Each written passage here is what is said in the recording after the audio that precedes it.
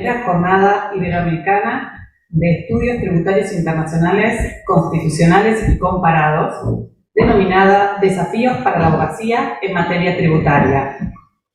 Primeramente agradecemos a la Federación Argentina de Colegios de Abogados, quien organiza esta actividad, junto con el Grupo de Estudios Internacionales Constitucionales Comparados de la Universidad de Valencia, España, el proyecto de investigación, la necesaria actualización de los sistemas tributarios ante los retos del siglo XXI de la Generalitat Valenciana de España, el proyecto de investigación, adecuación de las normas tributarias a la cuarta revolución industrial, inteligencia artificial y administración tributaria, proyecto de investigación, adecuación de los sistemas a la cuarta revolución industrial, inteligencia artificial, robótica y nuevas realidades tecnológicas del Ministerio de Ciencia e Innovación de España. Y por último, el proyecto de investigación de la Comisión Europea, Strengthening the European Cooperation in Tax. Gracias. Bueno, para este acto inaugural van a hacer uso de la palabra la doctora Gabriela Tossini, quien es vicepresidenta primera del Instituto de Estudios Legislativos del IDEL, y el doctor Alfredo García Prats, catedrático de Derecho Financiero y Tributario de la Universidad de Valencia. Bueno, luego de la excelente presentación de la doctora Joris, que bueno, tan excelente fue que tuvo un bis, vamos a comentar un poco el porqué de este encuentro,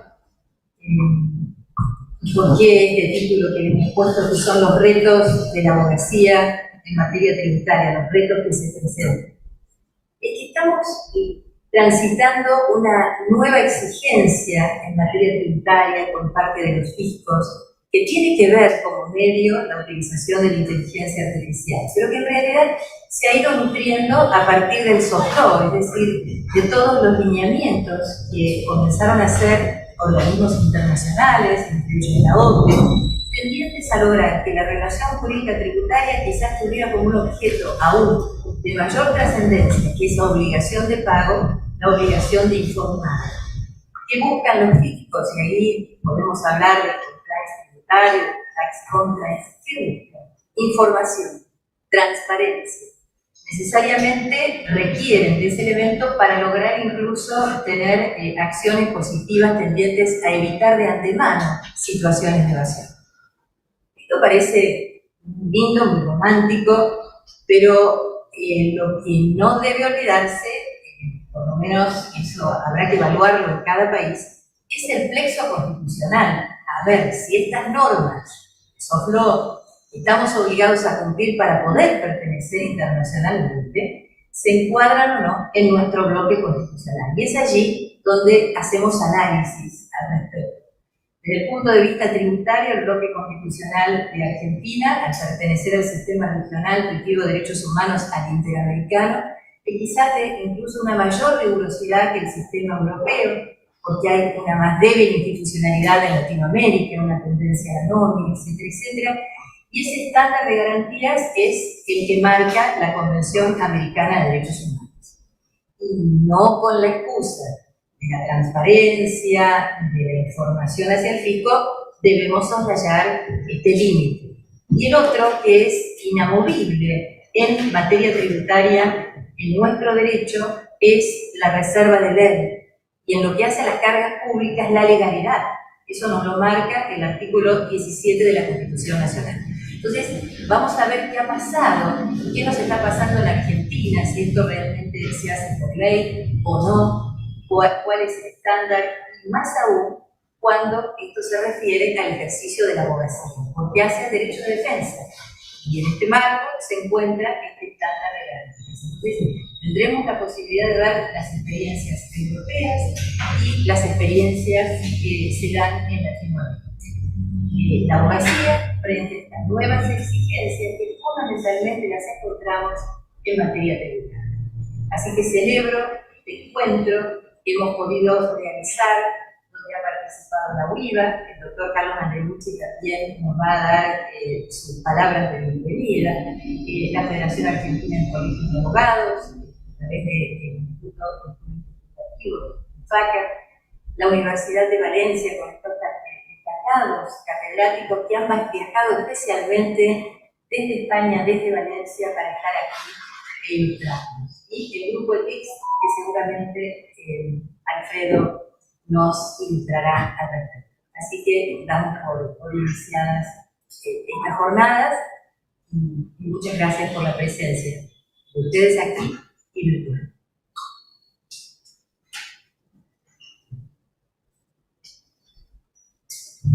Bueno, me toca presentar, buenas tardes, buenos días. Me toca presentar al doctor Andreucci, quien en su panel no está presente por razones personales de viaje, está representando a la República Argentina en el Congreso en Brasil, está regresando.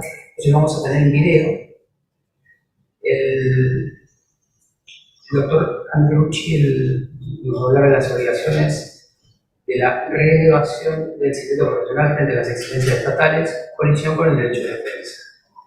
Quiero decir dos palabras respecto al doctor Andreucci, que además de haber sido presidente de esta casa en su presentación, ¿no es cierto? Me honra, porque además ha sido presidente de mi colegio, el Colegio de Abogados de La Plata, donde además otro presidente anterior, el doctor Alejandro Larrechar, fue quien me indicó en algún momento que el doctor Andreucci, además de ser una persona honorable, era un profesional brillante, y es por eso, Alejandro Larrechar también fue presidente de la FACA, por eso que es un gusto presentar al doctor Andreucci. Un breve currículum ha sido presidente del Colegio de Abogados de La Plata, presidente de la FACA, presidente de la Federación Argentina del Colegio de Abogados, presidente de la COADEM, juez de la Suprema Corte de Justicia de la Provincia de Buenos Aires, distinguido con el collar de la Gran Cruz de San Raimundo de Peñaflor en Reina de España 2005, miembro académico de honor por Argentina de la Real Academia de Jurisprudencia y Legislación de España en mayo de 2009, medalla de honor del Ilustre Colegio de Abogados de Madrid y presidente de la Unión Iberoamericana de Colegios y Agrupaciones de Abogados. Ahora tenemos el video del doctor Andreucci. Gracias.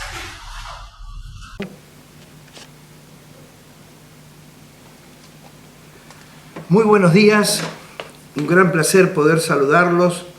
Lamento no poder estar presencialmente conforme lo programado, porque por compromisos súbitos que me obligan a estar fuera de la ciudad y del lugar donde hacemos este evento, me permite participar y agradecer a los organizadores poder hacerlo por medio de este video. Primariamente debo saludar, celebrar la realización de esta jornada con temas troncales del derecho tributario, de las políticas públicas y de los derechos que los abogados y las abogadas tenemos para nuestras defensas. Segundo, agradecer a FACA, sede institucional y territorial donde se hace este evento, y dar la bienvenida, por supuesto, a Gabriela Tosini, nuestra permanente colaboradora de FACA desde el IDEL y desde su calidad profesional y académica, a nuestro querido amigo Alfredo García Prat, de la Universidad de Valencia, como asimismo a Benjamín Sevilla, también de la Universidad Hermana de Valencia, de Mariano Braccia, secretario letrado de la Corte Suprema, y agradecer a todos ustedes, los presenciales y los que puedan estar a distancia, involucrados, interesados en este tema. Mi tema tiene que ver con el ejercicio de la abogacía, la naturaleza propia del secreto profesional y particularmente con la evolución que la política interestatal ha generado y sigue generando en cuanto a la presión fiscal para el control del lavado de dinero y activos al terrorismo.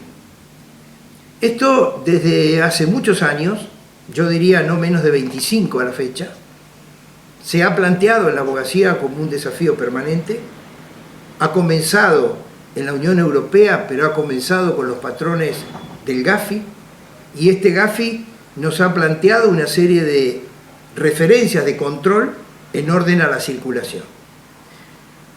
Esta necesidad de fiscalizar revela primero un déficit del Estado. Es decir, busca la contribución de los particulares involucrados en las tareas, en los servicios, en las actividades, para poder aportar algún dato que el propio Estado no puede encontrar si puede haber algún vicio que determine el lavado de dinero y eventualmente financiación de terrorismo de Estado. Que en muchos casos son recursos mal habidos que provienen de prebendas, cohechos, todo un sistema que va también de la mano de la OCDE, la Organización de Cooperación de Desarrollo Económico, que ha planteado una serie de patrones de buen gobierno para evitar precisamente este tipo de corruptelas. Por lo tanto, este primer aspecto, que es legítimo, de evitar este tipo de desvíos en el manejo de fondos, que determina una economía oscura mundial enorme, algunos establecen que hay casi 3 economías oscuras frente a una economía blanca en el mundo, nos involucra a nosotros los abogados y las abogadas. Desde hace 20 años, como digo, nuestra Federación Argentina también se ha enfrentado a este avance de una serie de pautas que el GAFI ha venido a pedir a la República Argentina y lo hace en la región. Por lo tanto, quiero compartir con ustedes un primer sentir, un primer deber, que es preservar el secreto profesional. Esta investidura que nos da ser servidores públicos en la defensa, y lo catalogo de servidores públicos porque la defensa tiene hoy un sentido en muchos casos que la abogacía suple lo que el Estado no puede brindar, defensorías públicas que hace el abogado activo vinculado a la colegiación, sobre todo si tiene una colegiación legal, es un servicio de garantías ciudadanas, un servicio de Estado de Derecho. Este es un primer aspecto que nos distingue de otras profesiones que están también abarcadas por determinadas mandas. En nuestro país irrumpe legislativamente con la ley 25.246, en un histórico artículo que puede ir cambiando según las reformas, el artículo 20, 20 bis, 21, pero anda por esa ubicación, el deber de que aquellos que se califican como sujetos obligados, personas jurídicas o físicas, que tengan una vinculación en operaciones que tienen que ver con contribuyentes y que vienen eventualmente a la consulta profesional, todavía no me voy a dedicar a qué tipo de profesionales, pueden ser no necesariamente abogados, deben comunicar, deben informar cuando hay una operación que por los usos y costumbres resulten sospechosas, por la excepción, de alguna manera por la expertise que el profesional pueda llegar a tener en la relación con el cliente, sospechar que hay una actividad vinculada a un lavado de dinero o a un financiamiento de terrorismo. La norma introduce este deber legal, esta obligación legal, como una manera además de liberarlo al profesional en la medida que se constate que ese contribuyente puede o pudo cometer un delito de ese tipo, de estar involucrado el profesional. Por lo tanto, la abogacía, cuando ya abarcó el caso a nosotros, no necesariamente a los otros profesionales, que pueden ser escribanos o contadores o contables, en otras latitudes lo denominan así, tenemos ahí una alerta muy importante, que la norma nos invita, entre comillas, a una delación premiada. Es decir, me invita a que yo delate a un contribuyente, a un cliente, para que me premie con la dispensa de que yo no voy a ser responsable penal o administrativo. Esto es una trampa legal, porque bajo la búsqueda de información someten al profesional a tener que violar una de las reglas esenciales del deber de la ética, que es el secreto en la relación, que solo excepciona cuando el cliente comete delito.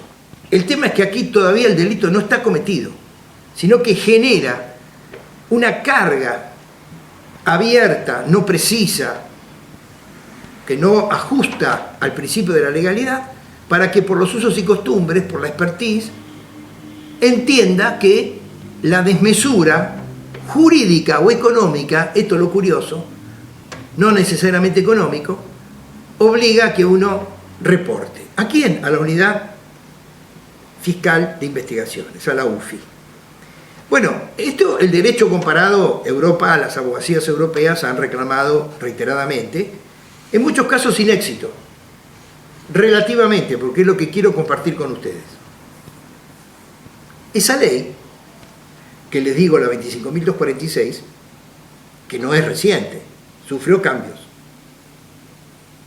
Y uno reciente generó que en el año 2018 los escribanos se agraviaran con este problema y plantearan una acción de inconstitucionalidad sumarísima, el Colegio de Escribanos de la Provincia de Buenos Aires, lo que determinó en la causa 1298 del año 2008 una sentencia de la Corte del 4 de julio del 2018.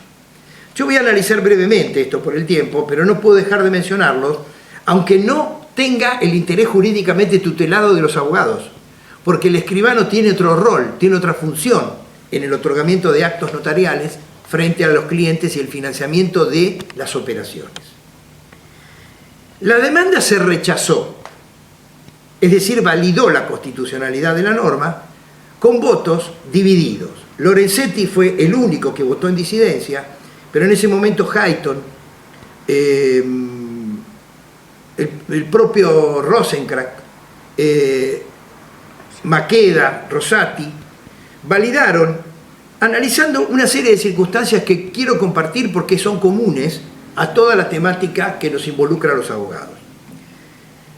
Analizaron que la norma es previsible en cuanto a que el profesional, notario, escribano, tiene esa habitualidad en el trato, en la relación profesional, y que por lo tanto debe contribuir a la ayuda contra la criminalidad internacional. Por lo tanto, vincula no solamente lo que puede ser interior, sino que genera la realidad de lo que es el conjunto, la transmisión de datos de manera internacional o transnacional, que me voy a dedicar luego unos minutos a esto. Luego de esto, alude a una resolución de la UFI del año 2011 que estableció una lista de 17 actividades sospechosas. Entonces la Corte dice, acá tiene un indicador. La UFI reglamenta y le dice cuáles pueden ser aquellas actividades que usted como profesional debe detectar que puedan ser sospechosas. Y por lo tanto lo tiene que explicar, lo tiene que informar. Agrega además la categoría de la operación inusual, aquello que no es habitual, ya sea porque es una excepcionalidad jurídica o económica, y que por lo tanto le da el dato objetivo para que pueda reportar de esto. Y finaliza con la cita de las recomendaciones del GAFI y precisamente de la Corte Interamericana de Derechos Humanos, pero desde el lado de la criminalidad a combatir, no desde los derechos vulnerados. Esta validación no tuvo el voto de Lorenzetti, que como tal, en disidencia, fundó que viola el artículo 19, que viola el artículo 18 de la Constitución Nacional. ¿Por qué? Porque reenvía una discrecionalidad profesional de un tercero que no tiene vínculo con el contribuyente y que no es el obligado. Por lo tanto, este tercero profesional con esa discrecionalidad debe ser él el ponderador si está o no frente a una situación sospechosa. Esto no cumple los requisitos de precisión desde el punto de vista legal, más teniendo en cuenta la materia, y particularmente porque deriva potestades sancionatorias. Es decir, la norma regula en el artículo 24 la posibilidad de perseguirlo al profesional por esos incumplimientos. Por lo tanto, este precedente, que lo cito, no fue suficiente para impedir que nosotros, como Federación Argentina de Colegios de Abogados, nos opusiéramos y definiéramos cuál es la tarea. Nuestra tarea es prácticamente asesorar o defender, pero no estamos dentro de la configuración de lo que significa organizar, diseñar, administrar, que hace al objeto propio del contribuyente. La labor jurídica que es la defensa, que es el asesoramiento, como tal, no establece estos deberes de obligaciones conforme lo voy a tratar en el final, hacia donde ya me aproximo. La FACA se encontró últimamente, y en esto saludo a Gabriela Tosini, porque ha sido una diseñadora espectacular de lo que voy a comentar en este momento, ella no lo puede decir, yo sí lo puedo decir, donde la FIP dicta, allá en el año 20, la resolución 4838, por el cual, no estando los abogados o los asesores fiscales con un concepto general, incluidos en esta obligación de reportar, porque la tarea preventiva de la abogacía argentina permitió que en la ley no estuviéramos incluidos como los contadores y los escribanos, y por lo tanto, por una resolución de AFIP y en un sombrero muy amplio, una especie de sombrilla incierta, los asesores fiscales resultaron abarcados, entre los cuales estaban los abogados. Con buen tino, la FACA planteó una acción de inconstitucionalidad y atacó no solamente esa situación, sino que pidió una medida cautelar suspensiva. Esto ocurrió en la causa 18.055 del año 22, en el Juzgado Contencioso Administrativo 7, y proveyó un tema del respeto a la ley. Como en la ley no estamos abarcados, no puede una resolución sublegal abarcar obligaciones que no emergen de la ley. Esta es una vieja doctrina que viene de la época del año 1985, en el caso Peso, en materia de que el Banco Central, por una circular, había limitado la disponibilidad de fondos, y la inconstitucionalidad de esa circular se le dijo no proviene de un acto del Poder Ejecutivo, en ese caso una disposición o de una ley. Por lo tanto, no existe una validación de violación al sistema constitucional por una resolución que fue eliminada, fue suspendida.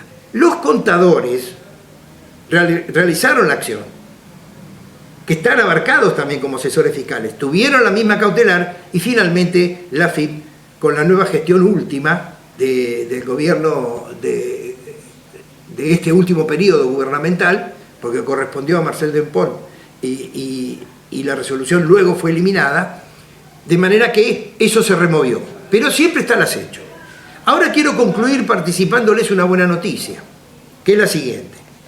Este tema en Europa se ha planteado, esto llegó al Superior Tribunal de Justicia de la Unión Europea, a la Gran Sala, y el 8 de diciembre del año 22, es decir que estamos próximos a cumplir el año, en el caso del Colegio de Abogados de Bélgica, planteó la inconstitucionalidad del decreto que aplica dentro de la territorialidad de Bélgica la directiva europea, que era la histórica, 12.000 del año 2011, número 16, luego reformada en el año 18 por la 822, que le impuso a los profesionales, incluyendo los abogados, la circulación de información hacia otros intermediarios, como dice la norma, transfronterizos. Europa es más transfronteriza que la territorialidad argentina. Por lo tanto, le impuso a los profesionales que ellos debían comunicar para cumplir con esta dispensa de no ser imputables, comunicar los datos de sin comunicación al cliente. O sea que vuelvo a la idea de que el cliente no se entera que el profesional lo está de alguna manera delatando para cubrir la responsabilidad profesional. Esto abrió una acción donde estuvo representado todas las partes, no voy a hacer el relato de todo el proceso, pero sí la definición de cuál es la autoridad competente, quién es el mecanismo transfronterizo de comunicación, cómo es el mecanismo sujeto a la comunicación y lo que se denomina la seña distintiva. ¿Cuál es el dato distintivo que yo percibo que puede ser sospechosamente punible? El concepto de intermediario es central. ¿Por qué? Porque el fallo y la normativa analizan que es la persona que diseña, comercializa, organiza o pone a disposición una información de una actividad que pueda ser sospechosa que tenga que estar sometida al mecanismo transfronterizo de información a terceros. El otro protagónico es el contribuyente interesado, que es el que realiza el acto. Por lo tanto, el fallo analiza el principio de constitucionalidad. En este caso, la supranacionalidad de la Carta de Derechos Europeos. Artículo 7 y artículo 47. El artículo 7 de la Carta Europea me plantea que el letrado tiene sigilo, tiene secreto en la relación con su cliente y cualquier liberación de la información se la tiene que comunicar a su cliente. Aquí la norma le dice, usted tiene que informar sin contarle a su cliente que lo está delatando. Entonces el fallo dice, esto viola el deber ético de la comunicación. Y segundo, el artículo 47 establece la hipótesis de un proceso justo. Lo dice textualmente. ¿Cuál es el proceso justo? Derecho de defensa, igualdad de armas, derecho de prueba. Todo esto en este marco no se acredita que la política de presión fiscal agresiva, porque esta es la definición del fallo, dice hay una presión fiscal agresiva para atacar la criminalidad, se resuelva por medio de la información que haga un profesional. Y además, frente a la posibilidad de múltiples actividades que están catalogadas por otros informantes. Pero hay otro detalle más importante. La resolución, tratando de constitucionalizarse frente a este conflicto, la disposición normativa de la Unión Europea, incluyó la posibilidad de una dispensa. Dice, usted tiene la obligación, pero tiene una dispensa por única vez. Esa dispensa es, no se la comunique usted a su cliente, comuníquesela a otro que sea intermediario en el mercado, por ejemplo, otro despacho jurídico. Ahí aparece otra falla del sistema porque, aunque no aparezca la revelación ante el cliente, el dato del profesional que le comunica a otro o a un intermediario dentro de la transfronterización revela quién es el abogado y la relación del servicio que tuvo con el cliente. Por lo tanto, el sigilo como preservación del secreto profesional fue finalmente resuelto en la invalidez de normativas de la Unión Europea y del derecho interno por el cual se vulnera el secreto profesional, pudiendo tener el Estado y la política de ataque a la criminalidad otros recursos que se sometan a la constitucionalidad en la investigación y en las pruebas. Dicho de otra manera, no se puede caer en la ilegalidad o en la inconstitucionalidad por la búsqueda de frutos que caen de árboles prohibidos. Si el fruto de la investigación es de un árbol prohibido, como es este, que es informar contra la ley y contra la Constitución, esto vulnera el Estado de Derecho, como haya ocurrido en otros casos paradigmáticos, que validan que la vía del atajo de una prueba ilegal no puede consentirse por más atractiva que sea el resultado de esa prueba. Por lo tanto, concluyo, es una lucha permanente, esto no va a acabar. ¿Por qué? Porque el delito incrementa, aumenta. Los intersticios con los cuales el lavado, el financiamiento del terrorismo o aquellos recursos que provienen de ilegalidades, conductas públicas o privadas, avanza. Pero nosotros como abogacía podemos aportar la siguiente consigna.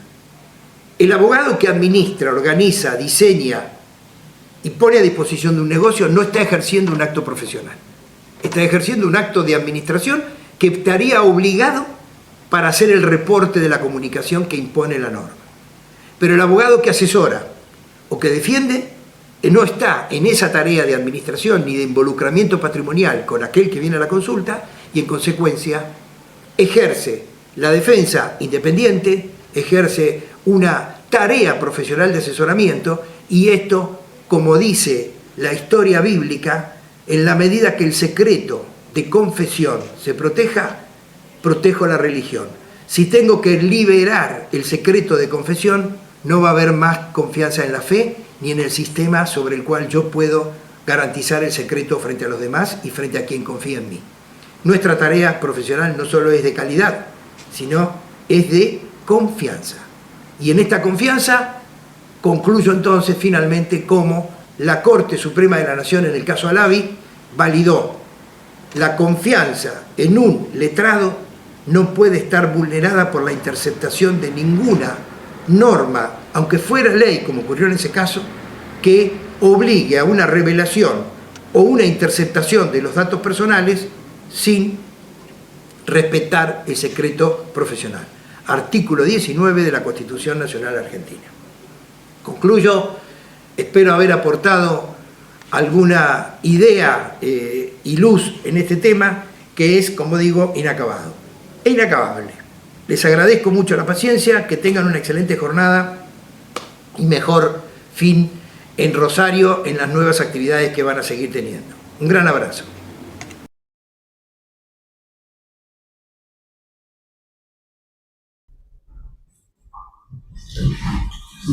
Buenos días.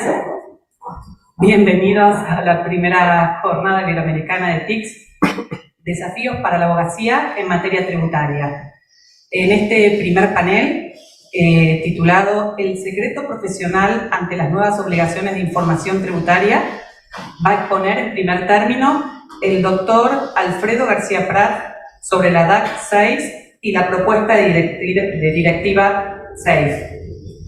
El doctor Francisco Alfredo García Prat es catedrático de Derecho Financiero y Tributario y catedrático de la Jean Monnet de Derecho y Políticas Fiscales de la Unión Europea, en la Facultad de Derecho de la Universidad de Valencia, España.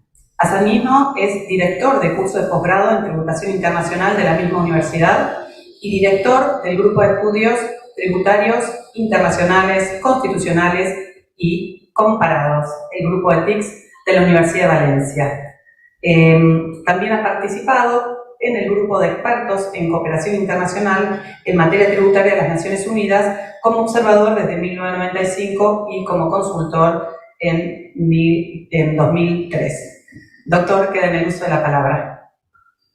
Muchas gracias. Buenos días. Bueno, en primer lugar, tengo que expresar mi agradecimiento por la invitación que se me cursa desde FACA, pero en especial quiero personalizarlo en las personas de Carlos Andreucci y sobre todo de Gabriela Toccini por hacer posible un sueño que era nuestro deseo de estar presentes finalmente en Buenos Aires. Quiero destacar en esta breve presentación una palabra del título, primer Congreso de TICS, porque estoy convencido de que a este primero vamos a tener que unir unos cuantos más y estoy plenamente convencido de que así va a ser, porque como hablábamos antes en el previo, antes de empezar la sesión, en un mundo global necesitamos conocernos, pero necesitamos conocernos a partir de nuestras realidades peculiares, nuestras realidades singulares. Naciones Unidas votó la semana pasada una resolución en la que de alguna manera se decía en la configuración de los nuevos paradigmas tributarios internacionales es necesario que todos tengamos voz. Y el lema One Size Fits All puede estar muy bien para determinadas marcas de ropa, pero probablemente en materia tributaria necesitamos tener en cuenta las realidades, las singularidades de los diferentes países y a partir de ahí proponer medidas que realmente provoquen la mejora social en los diferentes países afectados. Bueno, el tema que nos ocupa, que son en estas jornadas, en concreto en esta que se desarrolla en FACA gracias a la colaboración de la UIVA, de la UICA, de la FACA, del IDEI, son los desafíos para la abogacía en materia tributaria. Este es un tema, me van a permitir 2 minutos de presentación de nuestro grupo, que en el grupo ETICS, como lo llamamos con el acrónimo, nos viene preocupando desde nuestra creación. El grupo ETICS surge en lo que en España se denomina la Escuela Valenciana de Derecho Tributario, que bueno, pues toma las enseñanzas de los profesores Martín Queral y Lozano Serrano, que siempre hicieron hincapié en que el derecho tributario era por encima de todo derecho y que la Constitución era la fuente a partir de la cual teníamos que analizar y construir nuestras categorías tributarias. Y con ese origen, obviamente, no teníamos que pararnos en la Constitución, sino que debíamos descender y terminar hasta en la jurisprudencia, transitando, obviamente, por lo que es en materia tributaria las exigencias del principio de ley, la normativa o la ley. La profesora Tozzini señalaba anteriormente que en la actualidad nos vemos incursos en un proceso en el que la ley nacional intenta verse influenciada, condicionada o en ocasiones incluso hasta limitada por un término de acuñación inglesa denominado soft law, y que yo me resisto a utilizarlo en inglés. Yo creo que los mexicanos hace tiempo acuñaron la expresión derecho nagraz, y es esa la que tenemos que utilizar en nuestros países de lengua común. Ese derecho nagraz plantea importantes desafíos que nuestro grupo, como digo, se creó en el año 2011, tuvimos a bien considerar desde una perspectiva metodológica muy clara, y por eso el nombre. La Constitución es lo que nos define como derecho tributario, somos derecho público. El mundo que nos ha tocado vivir exige tener una visión globalizada, pero esa globalización nos exige también analizar los problemas, las situaciones, las alternativas desde una perspectiva comparada. De ahí que este encuentro de las jornadas iberoamericanas constituye un elemento que entronca claramente con lo que es nuestra voluntad y nuestra filosofía de vida y de investigación.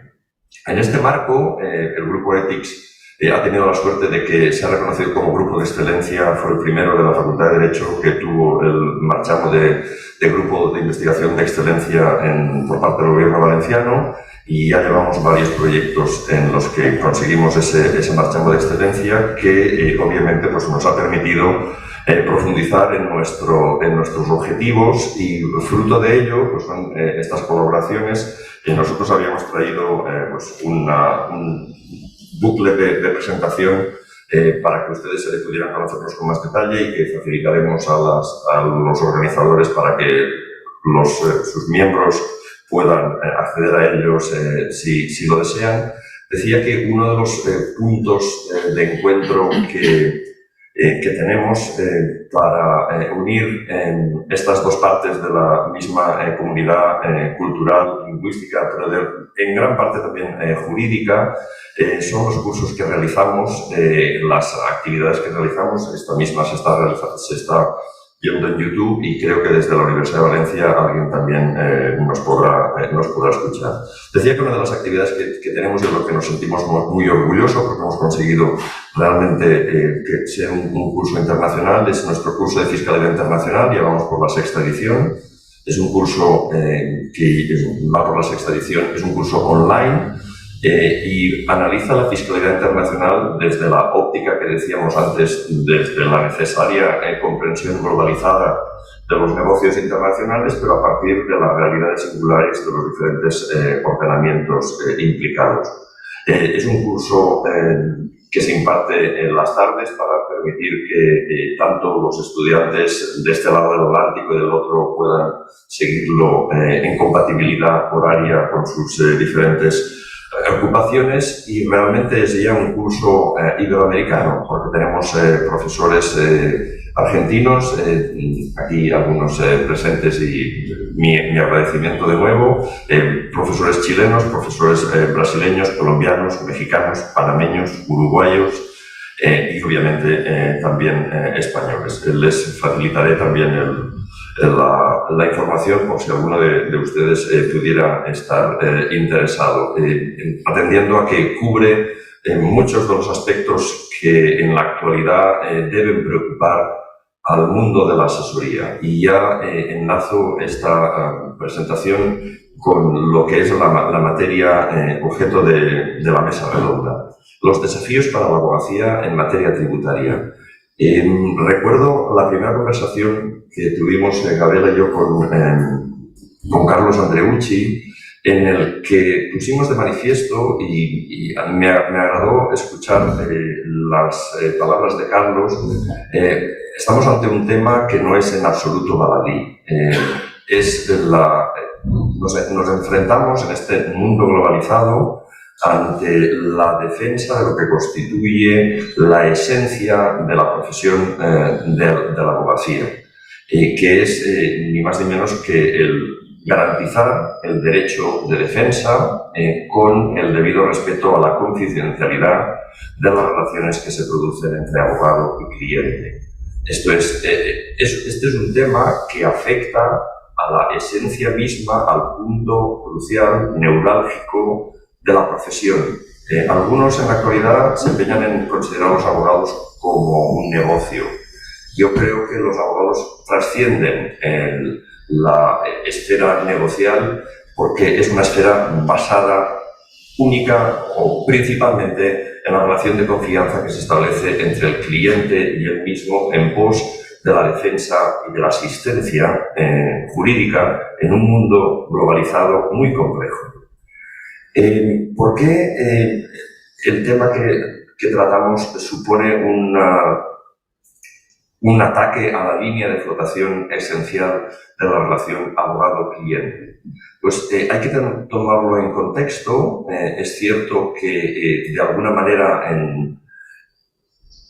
iba a decir, los agentes internacionales permitieron el desarrollo de técnicas y estructuras que permitían a determinados contribuyentes la reducción significativa de su carga tributaria doméstica o global, y en una época predominada en una serie de hitos históricos que determinan la generación de una crisis económica y financiera internacional, se señala a los paraísos fiscales y a las multinacionales como el nicho al que atacar para recuperar los ingresos fiscales que resultaban necesarios para hacer frente a esa crisis económica, financiera y, por tanto, de deuda. Y se genera una serie de consenso internacional que es obvio que es importante, puesto que nos conduce a una nueva realidad tributaria, pero en el que probablemente el diagnóstico no es todo lo correcto que se debiera. Es obvio que los Estados no siempre asumen la parte de responsabilidad que les toca, y sobre todo no todos los Estados asumen la parte correspondiente de su propia responsabilidad que le corresponde. Es una cuestión difícil. ¿Por qué? Porque en última instancia lo que en el año 2013 se empieza a considerar como planificación fiscal agresiva eran una serie de prácticas que no eran novedosas, que eran conocidas, no voy a decir consentidas, pero aceptadas por algunos países, alentadas por otros y perseguidas claramente también por terceros. Lo que se produce en el año 2013, como digo, es una conjunción de intereses de los Estados que permite lograr un consenso para reaccionar contra esas prácticas de forma unánime o por lo menos mayoritaria por los Estados. Y se elabora un plan, que es el Plan de Acción BEPS, el Plan de Lucha contra la Erosión de Bases Imponibles y la Traslación de Beneficios desde jurisdicciones de alta tributación a baja tributación, en la que se indica una serie de acciones. Una de ellas, la acción 12, que es la destinada a lograr una mayor transparencia para obligar a los intermediarios financieros a comunicar las prácticas fiscales perjudiciales o agresivas. Y esa acción, la del Mandatory Disclosure Requirements, en el ámbito de la OCDE, que toma una serie de experiencias de algunos países, el caso de Irlanda, Inglaterra, Estados Unidos o Sudáfrica, eran los precedentes. De alguna manera se considera que puede ser bueno ampliarlo y dotarlo de un cierto estatus internacional. De ahí la acción. Lo que sucede en la Unión Europea es que esta situación viene acompañada por un escándalo político de grandes dimensiones, el conocido como Luxembourg Leaks o los papeles de Luxemburgo, en el que se señala directamente al gobierno de Luxemburgo como un gobierno que garantiza o que fomentaba con cierta permisividad el desarrollo de esas estructuras. Y sucedía que el que en su momento era primer ministro de Luxemburgo, en aquel momento ocupaba la presidencia de la Comisión Europea, lo cual determina la necesidad de reconfigurar el statu quo. No se podía permitir mantener como cabeza visible de la Comisión a alguien que de alguna manera había permitido en el pasado ese tipo de estructuras, y lanza una batería de medidas. Y una de ellas es la denominada DAC 6. En realidad, la DAC 6 es la sexta modificación de la Directiva sobre Asistencia Administrativa. Es una directiva que se formula por la Comisión y que en menos de 6 meses se aprueba. En las directivas en el ámbito de la Unión Europea, la primera en materia de imposición directa tardó 22 años en lograr un acuerdo, y esta se aprobó en 6 meses. Eso supone que, de alguna manera, la urgencia política de la medida se traduce en una serie de inconsistencias o incoherencias técnicas muy importantes que advirtieron muchas asociaciones de profesionales. ¿Por qué? Porque esa directiva lo que implica es la existencia de una doble obligación. La obligación de los intermediarios tributarios de comunicar inmediatamente, de forma urgente, una serie de estructuras en las que participen o de las que tengan conocimiento, que puedan generar o puedan constituir una planificación fiscal agresiva, concepto crucial, puesto que es un concepto novedoso, no necesariamente ilícito, no necesariamente ilegal, puede ser perfectamente legítimo, y una segunda obligación de los Estados de comunicarse esas estructuras entre sí. Uno de los puntos, y ya no dando en exceso el tiempo del resto de mis compañeros, es la de que obviamente esa obligación de comunicación chocaba con el secreto profesional de algunos profesionales, fundamentalmente de los abogados. Y se establece una dispensa. Los abogados podían alegar la dispensa del secreto profesional para no tener que comunicar, pero eso llevaba aparejado que los abogados tenían la obligación de facilitar o de comunicar el detalle de la estrategia en la que estaban asesorando, su propio nombre y el nombre del cliente a otro intermediario fiscal que no tenía el secreto y que lo tenía que comunicar. La directiva, este punto en concreto, generó el rechazo de los colegios de abogados flamencos de Bélgica, que propusieron un amparo ante el Tribunal Constitucional belga y planteó una cuestión de validez. Y el Tribunal de Luxemburgo determinó que este precepto vulneraba el deber de confidencialidad porque suponía una quiebra del derecho a la vida íntima, el derecho a la privacidad de los clientes. Es cierto que el Tribunal de Justicia consideró que no vulneraba el derecho a un proceso debido, porque consideraba que el momento en el que se tiene que producir esa comunicación o esa obligación no existe un procedimiento judicial.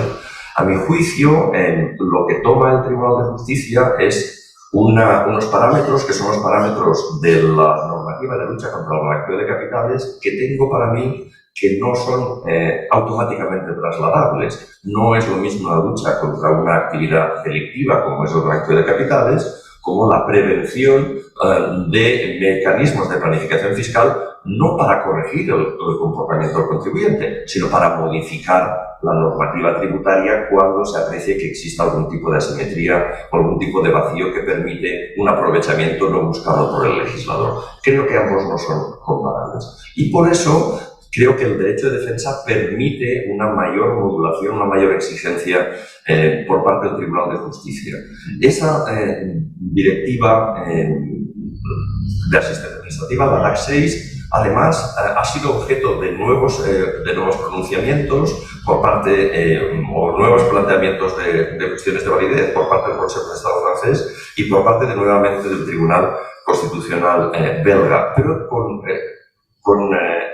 parámetros mucho más amplios. ¿Por qué? Porque en la actualidad se discute que primero falta a la proporcionalidad. Es obvio que la directiva DAC 6 quiere matar moscas a cañonazos. Esto es, señala al intermediario como el auténtico culpable / obligado a decretar o a publicitar los secretos de confesión, y esto creo que es obvio que se quiebra, todo para permitir una respuesta temprana del legislador que no está prevista que tenga que darse. Esto es, el legislador puede reaccionar o puede no reaccionar. En segundo lugar, se produce una quiebra del principio de legalidad penal. En algunos países como Polonia, el incumplimiento de esta obligación puede llevar aparejadas multas de 300.000 euros. Creo que esto es claramente desproporcionado. Y se produce también una vulneración del principio de no discriminación. ¿Por qué? Porque no solo los abogados, sino también otros intermediarios quedan afectados por la misma relación de confianza. Ya para finalizar, porque estamos fuera de tiempo, tengo que agradecer que en algunos países, como por ejemplo los países iberoamericanos, los colegios de abogados hayan tomado debida conciencia de los riesgos que plantea este tipo de obligaciones. Bien es cierto que en otros países no existe una obligación como la que nos impone la directiva, pero en Europa se ha visto una reacción dispar. Y, por ejemplo, en España han sido los asesores fiscales los que han tomado la iniciativa de luchar contra las medidas de transposición de la directiva, con suerte también diversa. Esto es, a diferencia de lo que sucede con Bélgica, en la que se ha paralizado y suspendido la aplicación de la norma y el Tribunal Constitucional ha amparado. En España, el Tribunal Supremo rechazó las medidas cautelares y cautelarísimas, y ahora gracias a que el Tribunal de Justicia se pronunció de forma temprana, ha suspendido la tramitación del juicio sobre la ilegalidad de las normas españolas de transposición, pero no ha planteado ningún tipo de cuestión ante el Tribunal de Justicia. Y esto, para finalizar, me deja una cuestión. Esto es, la protección multinivel de los derechos fundamentales no siempre produce una reacción uniforme o más garantista, porque en última instancia depende de la recepción que tenga esa protección multinivel en los organismos encargados de controlar y vigilar por el mantenimiento de estos derechos y libertades fundamentales. Muchas gracias.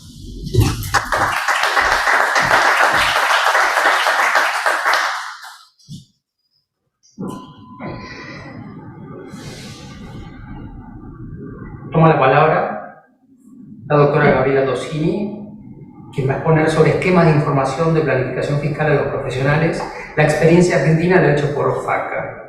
La doctora Tossini, Gabriela Tossini, es académica, profesora de grado y posgrado, doctrinaria, vicepresidente primera del FACA, y es un gusto contar con su presencia.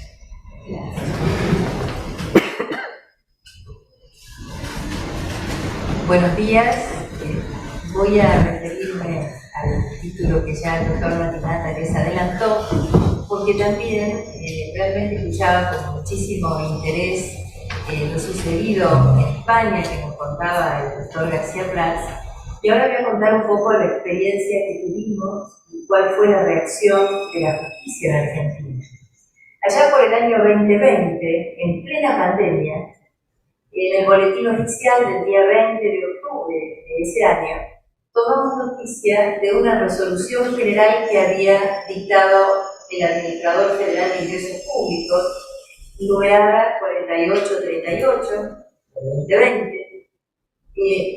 Recordemos que la resolución general es un acto administrativo de alcance general, no es para nada una norma, sino simplemente que tiene obligatoriedad de tipo general, pero no emanada desde ya del órgano legislativo.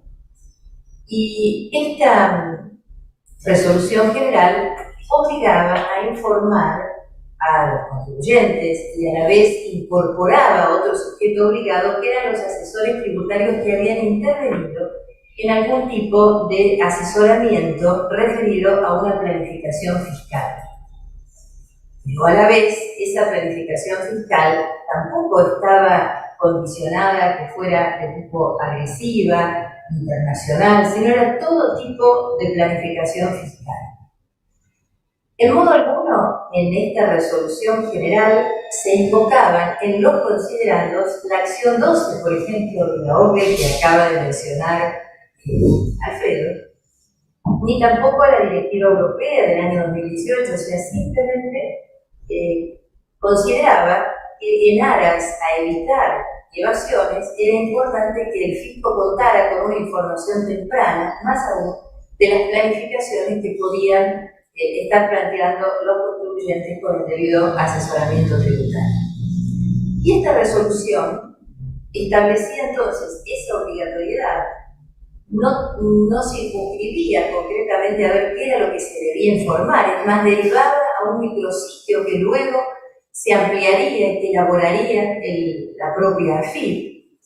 La respuesta y la información por parte de los contribuyentes y de los asesores tributarios, donde estábamos claramente los abogados y las abogadas que nos desempeñamos en esta materia, y también en la Argentina, sabido es, los profesionales en ciencias económicas que habían aconsejado, habían asesorado la planificación fiscal, establecía además infracciones, tipificaba. Recordemos que esto no fue emanado del Poder Legislativo, sino es un acto de alcance general.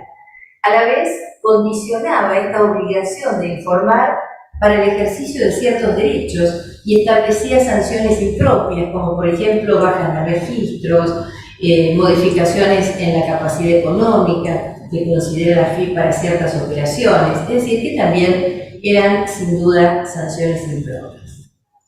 Y esta obligación que colocaba en cabeza de los asesores tributarios, de alguna manera trataba de salvaguardar el secreto profesional diciendo, bueno, si el asesor tributario no puede informar acerca de la planificación fiscal de su cliente y quiere invocar el secreto profesional, podrá hacerlo ingresando al micrositio de la FIP, o sea, toda una cuestión formal, sistémica, y anoticiando de tal cuestión al contribuyente, quien podrá perdonar, digamos, relevarlo del ejercicio de esa obligación de salvaguardar el secreto profesional y entonces informar, o bien, si no lo hace, el sujeto obligado pasará a ser el propio contribuyente. Y aquí claramente aparece otra problemática aún. Es muy perverso el mecanismo que había instrumentado esta norma porque colocaba entonces al contribuyente en ser el instrumento de su propia condena. Tenía que autodenunciarse para que la FIP contara con esa información y cualquier cuestión es sabido que en Argentina, conforme el sistema legal, los funcionarios cuando se superan ciertos umbrales de punición, y se da por supuesto la existencia del dolo, o por lo menos la presunción de tal, deben denunciar, puesto que si no hay incumplimiento de los deberes de funcionarios públicos. Entonces realmente era una encerrona que violaba el principio de no autodenunciarse.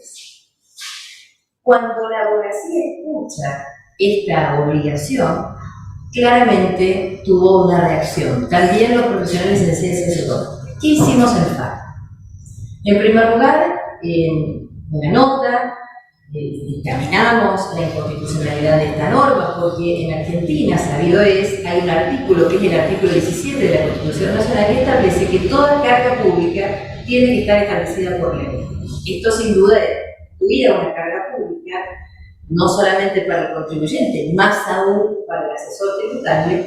Entonces, elaboramos una nota presentándola al Administrador Federal de Ingresos Públicos para que advirtiera la ilegalidad y la pudiera revocar. La Ley de Procedimientos Administrativos lo establece.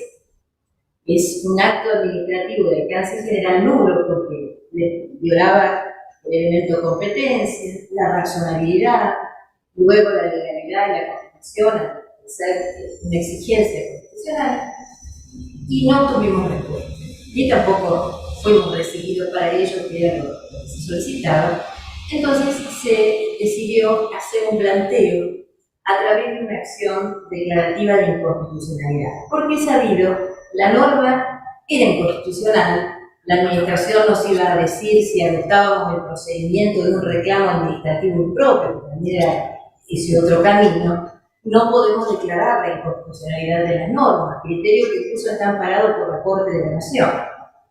Hicimos esa presentación, me acuerdo, que estuvimos escribiendo el 29 de diciembre del 2020, en plena pandemia, comunicándonos vía mail, vía WhatsApp y demás, y se hizo la presentación también sistémica en esa fecha, pidiendo una medida cautelar para evitar colocar a toda la abogacía en esa situación con graves sanciones y a la vez que se declare esa inconstitucionalidad. Las instituciones que agrupaban a los profesionales en ciencias económicas tomaron el camino de un planteo vía administrativo, es decir, un reclamo administrativo impropio contra la norma de alcance general, también pidiendo una suspensión del acto administrativo que luego llevó a hacer presentaciones de una cautelar autónoma en la justicia y luego la declaración o la impugnación de la norma por la ilegalidad de la misma en sede judicial, abogado del trámite administrativo. La medida cautelar nos fue otorgada en mayo del 2021. Bueno, acá estamos con el principio del plazo razonable, ¿verdad? Pero bueno, se encontró aire de buen derecho. A la vez, lo interesante fue que el planteo que hizo FACA y también los otros colegios y consejos profesionales de ciencias económicas fue en el marco de lo establecido por la Corte de la Nación en la causa Lavi, que por supuesto tiene su fundamento en el artículo 43 de la Constitución Nacional y que refiere a la posibilidad de hacer planteos de tipo colectivo, pero no de intereses colectivos, sino de la sumatoria de intereses individuales frente a un mismo hecho que ocasiona el daño. Y bueno, ya FACA tenía antecedentes de reconocimiento de legitimación en este sentido, su estatuto lo permite, y fue bienvenida también por parte de la justicia la legitimación activa de FACA, que en todos los casos la FIP la cuestionó. Obtenida esa medida cautelar, yo busqué en internet para traerles la noticia que salió en ese momento. Los abogados lograron frenar una polémica resolución de la FIP. Con un fallo judicial a su favor, abogados no tendrán que delatar a sus clientes. No se metan con el secreto profesional. Abogados de todo el país lograron frenar una resolución de la FIP y así.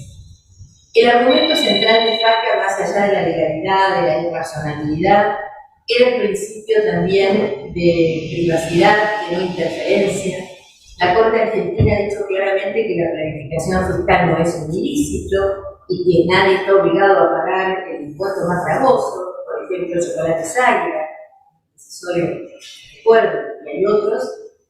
Y a la vez, por supuesto, el eje central era el respeto del secreto.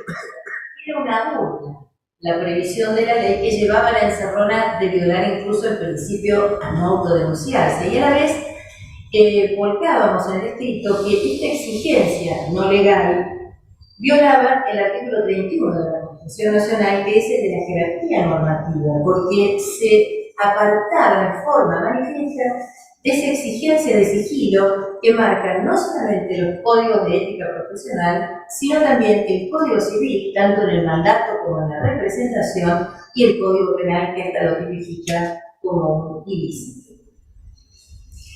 Entonces, a la vez, hacíamos hincapié en el derecho de defensa, porque claramente el secreto profesional tiene ese eje central. ¿Y qué hace el Estado de Derecho? Al estar establecido el planteo en base a una acción de tipo colectiva, no tenemos todavía en Argentina una regulación legal, no se ha reglamentado el artículo 43 en este punto, y entonces lo que se ha hecho es que se estableció por la jurisprudencia Lavi y otras posteriores, pero a la vez la Corte de la Nación ha dictado acordadas tendientes a regular de alguna forma, ya que no hay ley, este tipo de planteos. Y una de las pautas que establece es que cuando un colectivo determinado se presenta frente a ese daño que es uniforme, ya prevalecido una causa respecto de la que puedan sumarse posteriormente, entonces se tienen que acumular todas en ella. Y eso nos pasó en el planteo de FACA. De pronto, la Justicia Contenciosa Administrativa de Capital Federal, el juzgado número 7, que fue quien atendió esta causa, consideró que había que derivarlo a la Justicia Federal de La Plata, que es la primera que había intervenido en este tipo de planteos, pero incoada por profesionales de ciencias económicas y agrupados en la ciudad de La Plata. Entonces, fue nuestro expediente para allí, y también esta acordada dice que es justamente este juez el que lo debe resolver, y consideró que el colectivo era diferente, sí, claramente lo era. Entonces volvió a la Justicia Contenciosa Administrativa de Capital Federal. Finalmente, también por razones de tiempo, tengo varios desarrollos y cuestiones en este punto, pero finalmente la FIP, durante el proceso, allá por septiembre del 2021, suspendió la norma. Y finalmente, en diciembre del 2022, la derogó, la abrogó. Esa fue la terminología, también a través de un acto administrativo de alcance general, sin un reconocimiento de su ilegalidad, pero considerando todas las medidas cautelares que se habían dictado, suspendiendo sus efectos. Con lo cual, en este momento, la abogacía ha quedado liberada de esta obligación de informar, que sin duda violaba el secreto profesional respecto de las verificaciones tributarias. La justicia archivó la causa, tanto en instancia, por este hecho que se considera totalmente devenido en abstracto, y a la vez nosotros, de FACA, habíamos interpuesto un recurso de apelación contra la sentencia de Cámara en materia de la tutela cautelar, porque la justicia de primera instancia había ordenado la medida cautelar sin plazo, y la Cámara, con 2 votos, con una disidencia, consideró que había que adecuarlo a la ley de medidas cautelares que regula medidas cautelares contra el Estado. Nosotros consideramos que esta norma es inconstitucional, pero lamentablemente luego se declaró inoficioso por la derogación de la resolución general por parte de la FIP. Así que esto ha tenido un buen final. Hubiera sido interesante también declarar la inconstitucionalidad de la ley de medidas cautelares contra el Estado Nacional, porque sin duda alguna viola la tutela judicial efectiva. Pero no tuvimos sentencia y por ende quedó de suspenso para otra posibilidad segura. Así que esa ha sido la situación, la intervención oportuna que tuvo FACA allá en el 2020 para resguardar nada menos que el secreto profesional que hace el Estado de Derecho en Argentina. Muchísimas gracias.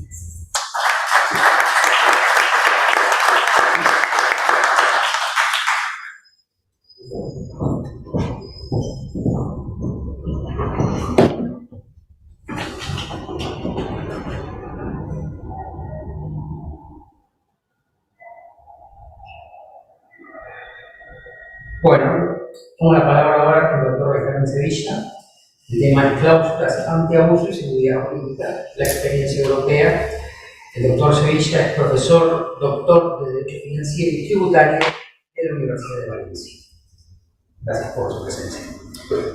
Muy buenos días a todos y a todas. Muchísimas gracias en primer lugar y antes de nada he de comenzar con un agradecimiento muy especial a la profesora Gabriela por invitarnos y hacer posible que estemos hoy aquí presentes en Argentina, porque la verdad que es todo un placer y un privilegio, y me explico. Es un placer estar aquí con todos ustedes en la Federación Argentina de Colegios de Abogados, y es todo un privilegio para mí compartir esta mesa con tan ilustres compañeros, la profesora Gabriela, el profesor Mariano Braquia y el profesor Alfredo García Prats. Por lo que a mí respecta, voy a hablarles de la cláusula antiabuso y seguridad jurídica, cuál ha sido un poco la experiencia europea sobre este tema, que ya les advierto que es controvertido internacionalmente, por tanto también lo es desde el punto de vista europeo, así como desde cualquier punto de vista nacional. Y en este sentido había dividido mi exposición en un primer momento de limitar de forma muy breve, aunque es por todos conocidos, las distintas figuras, que es la evasión, la elusión y la planificación fiscal, que aparentemente la distinción queda clara, pero luego en el plano práctico se difumina. Seguidamente les hablaré un poco de libertades fundamentales y cuáles son los límites a la planificación fiscal, y me centraré en la lucha contra el abuso fiscal desde el ordenamiento europeo, diferenciando en la evolución histórica de la jurisprudencia del Tribunal de Justicia de la Unión Europea. Haré algunas breves referencias a las sentencias más relevantes y cuál ha sido el transcurso y la modulación de los elementos, para luego posteriormente centrarme en la GAR del artículo 6 de la directiva ATAD y hacer algunas breves conclusiones o reflexiones finales. El punto de partida, como les digo, debe ser la correcta distinción o delimitación entre figuras. En un plano eminentemente ilegal, digamos la figura de la evasión fiscal, esto es, se atenta directamente contra la ley. Siempre que hablamos de evasión fiscal es porque se ha actuado de forma dolosa e intencionada, es decir, aquí no puede concurrir la culpa, la negligencia o el haber actuado de forma un poco inconsciente, sino que se actúa de forma deliberada. Por todo ello, la evasión va a ser constitutiva en muchos casos, o en todos, de una sanción administrativa y en la mayoría de ellos incluso de una sanción penal. Cuestión distinta es ahí cómo debemos distinguir entre qué tipo de sanción debe resultar de aplicación y que no concurra una doble sanción ante unos mismos hechos, porque tenemos el principio de ne bis in idem.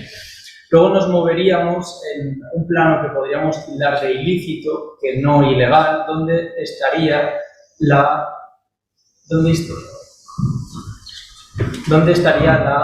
elusión fiscal, es decir, la elusión fiscal o abuso fiscal, porque se utilizan como sinónimos, sería que se atenta de forma indirecta contra la ley, es decir, la evasión atenta de forma directa contra la ley y la elusión de forma indirecta.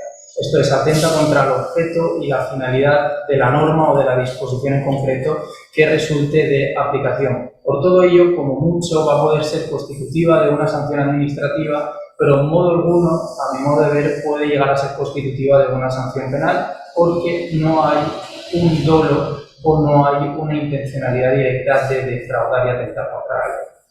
Y luego tendríamos la planificación fiscal. Esta planificación fiscal se mueve en un plano eminentemente legal, esto es el derecho que tiene todo contribuyente o toda empresa a planificarse de la forma que fiscalmente considere más beneficiosa desde su punto de vista, pero no se atenta contra la ley ni de forma directa ni de forma indirecta. Y luego esta clásica tripartición, habría que añadir una cuarta categoría tributaria, que sería la planificación fiscal agresiva, que como ha comentado el profesor García Prats se puso énfasis allá por el año 2013. Es, digamos, un nuevo concepto que aparece o que ya existía pero que se le da en ese momento relevancia, sobre todo para tratar de actuar y hacer frente a esas prácticas de treaty shopping, es decir, en cuanto resulte de aplicación un convenio por parte de una empresa que no es residente en ninguno de los países que signa este convenio.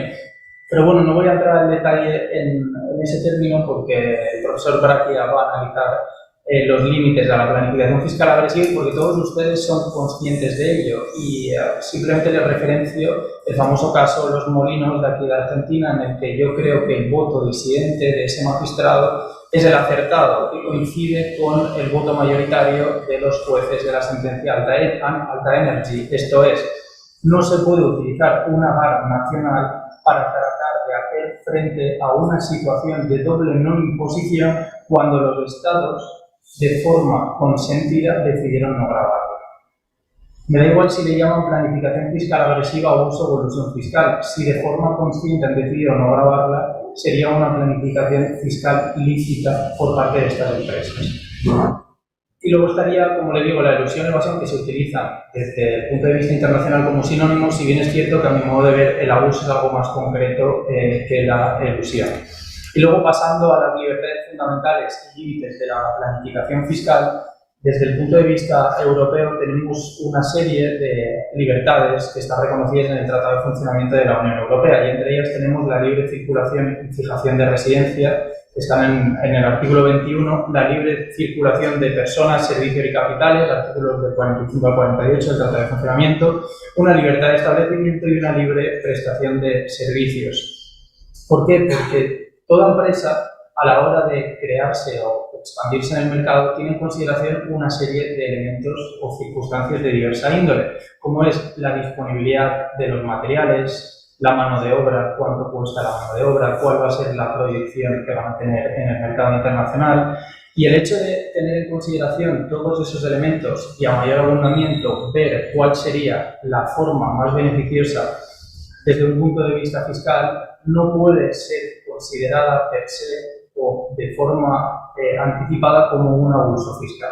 Y esto es lo que sucede un poco en la práctica. Y me explico. En el momento en el que una empresa a nivel de la Unión Europea decide constituirse en Irlanda, porque a día de hoy el tipo impositivo en el impuesto sobre sociedades es un 12,5 y en España tenemos un 25, ya se parte de la existencia de que puede ser constitutivo de un abuso fiscal.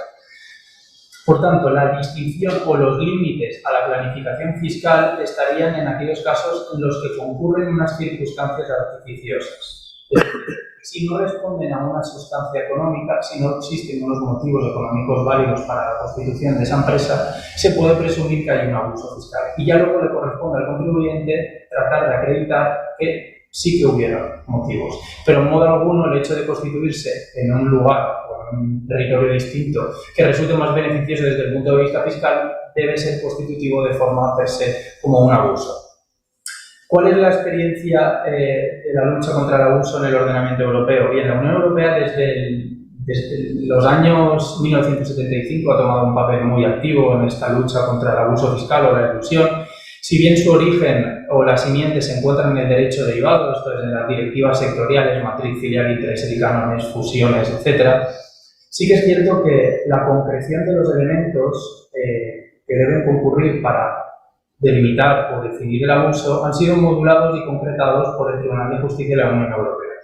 Y en este sentido, la primera de las sentencias, aunque hubo varias como son Van Vinkersen y Centros, en el que hacían referencia un poco ya al abuso, en la sentencia Enflam-Starke es donde de verdad se pone de manifiesto por primera vez que para que sea tildado una práctica como abusiva deben concurrir dos circunstancias. Una objetiva, y es que, a pesar de que se han respetado formalmente las condiciones previstas por la normativa comunitaria, no se ha alcanzado el objetivo perseguido por esta, es decir, se atenta de forma indirecta contra la ley, y luego tendríamos un elemento subjetivo que consiste en la voluntad de obtener ese beneficio resultante de la normativa comunitaria, creando artificialmente por las condiciones para obtener este beneficio. Como les digo, este caso de Enflam-Starke es el que fija esa doble pata o el doble test característico del abuso que va a quedar impregnado de cara a futuro en sentencias posteriores. Seguidamente, y ahora les daré referencia a dos de las más importantes sentencias, que seguro que son conocidas por todos ustedes, la sentencia Halifax y la sentencia Cadbury-Suez. La sentencia Halifax lo que pone de manifiesto es el elemento objetivo. Esto es, debe atentarse contra el objeto y finalidad de la disposición o de la norma en concreto.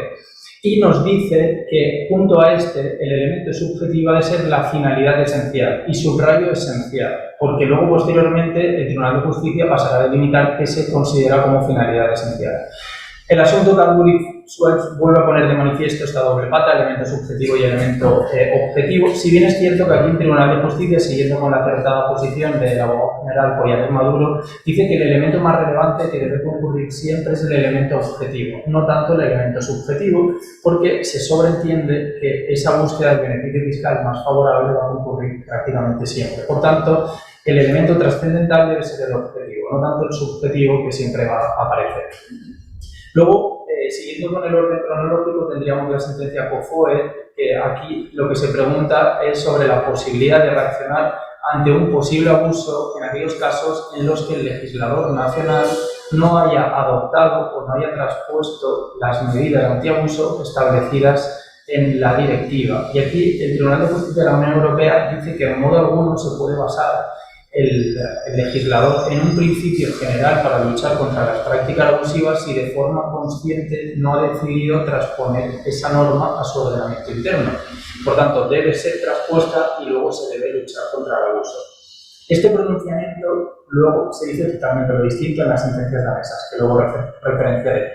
Y seguidamente, tras este pronunciamiento, estaría el caso Pat Service, que aquí lo que se enjuicia en última instancia es si ese elemento subjetivo que trajo a colación el Tribunal de Justicia en la sentencia de Halifax, cuando referenciaba finalidad esencial, se debe entender como el objetivo más importante o el único objetivo de la operación a la hora de conseguir ese beneficio fiscal. Y aquí lo que nos dice es que sea al menos el objetivo más importante. Por tanto, hemos pasado de un objetivo esencial en Halifax, esencial barra único, a que sea uno o el objetivo más importante, y resalta el más importante o el principal, que ya criticamos, pero bueno, ojalá nos lo hubiéramos quedado ahí, porque luego lo hemos ido modulando hasta prácticamente hacer que pierda sentido.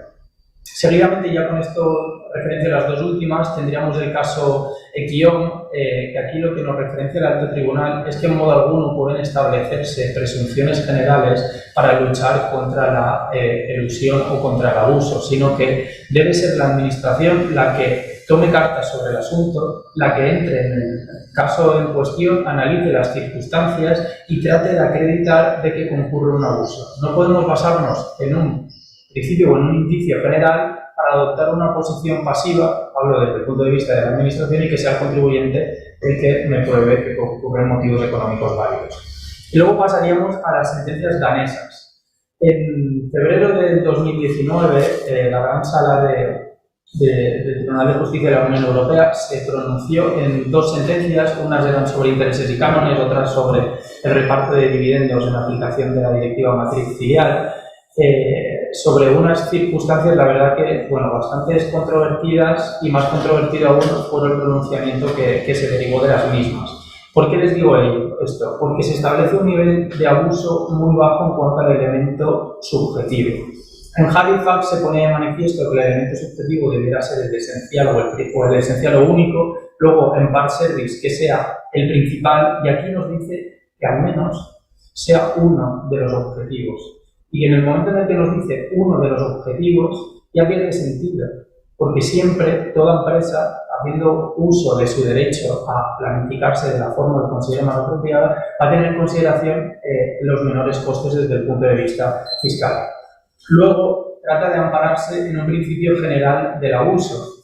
Esto es, igual que el COFOE nos decía, y la abogada general Cocot trató de fundamentarlo en esa línea, luego el Tribunal de Justicia discrepó de ese posicionamiento, ahora nos dice que da igual que el ordenamiento danés, en este caso, no haya traspuesto esa directiva a su ordenamiento interno, sino que existe un principio de prohibición del abuso a nivel europeo en el que, ante la ausencia de transposición, los jueces pueden ampararse para calificar esos hechos como abusivos.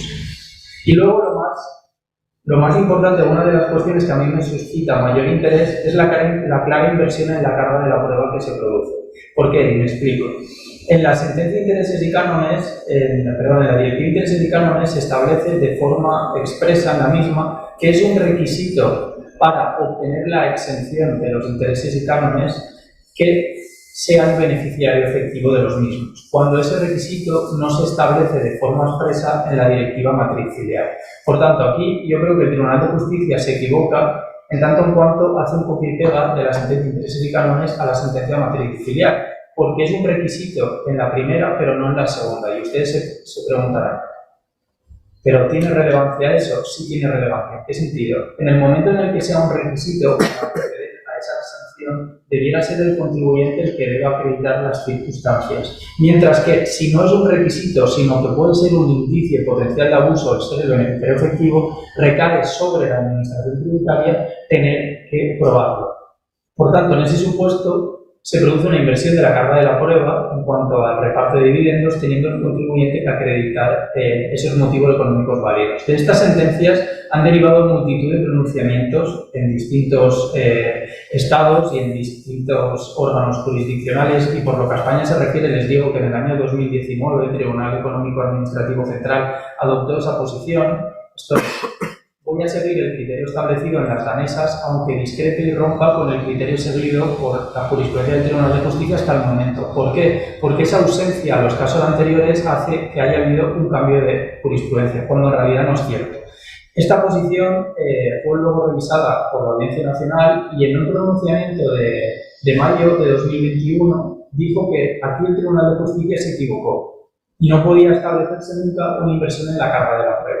Esa posición se avaló posteriormente en otra sentencia de la misma Audiencia Nacional en la que confirmó ese posicionamiento. Sin embargo, a finales de junio tomó la posición totalmente distinta parándose en las danesas. ¿En qué ha derivado esto? Y ahí es donde ha entrado el Tribunal Supremo de nuestro Estado hace poco, en el que nunca se debe permitir una inversión de la carga de la prueba, debiendo ser el contribuyente el que acredite que ocurren unos motivos económicos válidos, sino que debe ser la Administración, ante un posible abuso, la que demuestre en un primer momento las circunstancias que concurren y es la ausencia de motivos económicos válidos. Y luego ya el contribuyente podrá acreditar la concurrencia de los mismos. Bien, todo esto que he tratado de desgranarles ha sido la secuencia histórica de la jurisprudencia del Tribunal de Justicia en la Unión Europea, que derivó en la GAR, o en la norma general antiabuso establecida en la Directiva para luchar contra la elusión, en inglés conocida como el Anti-Tax Avoidance Directive. Esta directiva, junto con la que ha comentado antes el profesor García Prats, se aprobó en tiempo récord porque urgía o había mucha prisa, creo recordar que se aprobó en 8 meses. Por tanto, son varias las deficiencias o cuestiones que debieran haberse mejorado si el proceso de toma de decisión y entrada en vigor de la directiva hubiese sido mayor. Y en este sentido, aquí la directiva nos dice que para que sea concurrente el abuso, esta planificación fiscal ha de tener el propósito principal o uno de los propósitos principales de obtener esa ventaja fiscal. Esto es, en ningún momento en la jurisprudencia del Tribunal de Justicia, a la fecha de la aprobación de esta directiva, se había dicho que para que concurra el abuso el elemento subjetivo era uno de los propósitos principales. Las sentencias danesas fueron después de la aprobación de esta directiva. Por tanto, aquí el legislador europeo se extralimita y establece el mismo requisito que se aprueba en la PPP a nivel internacional. No son los mismos requisitos o elementos en estas dos normas, pero las similitudes son muy notables. Y luego, además que apunta a ello, pues que se desvirtúa el objeto o la finalidad de la normativa aplicable, esto es el elemento objetivo, y nos dice que resulten estar falseados.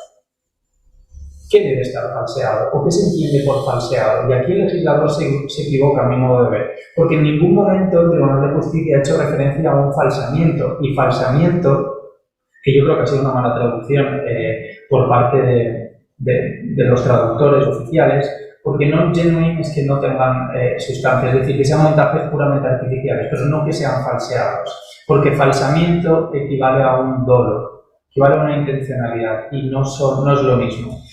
Bien, de modo muy breve, una vez aprobados estos mínimos de abuso en este artículo 6, aquellos estados de la Unión Europea que no tenían una norma general para luchar contra las prácticas alusivas deben establecer ese mínimo. Aquellos estados que ya tenían una norma podían o bajar el nivel para considerarse abuso o mantenerlo.